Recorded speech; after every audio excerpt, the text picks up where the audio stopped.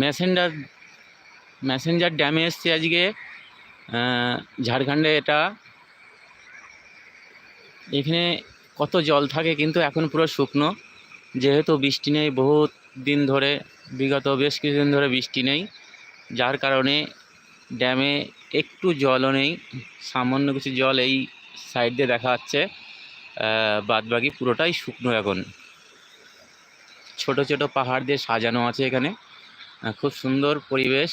কিন্তু যখন জলটা এই ড্যাম থেকে পড়ে তখন খুব আরও ভালো লাগে আমাদের সবার দেখতে, খুব সুন্দর লাগে। কিন্তু এখন জল নেই, তাই সব শুকনো, এখন সব জায়গাটাই শুকনো দেখতে পাচ্ছেন।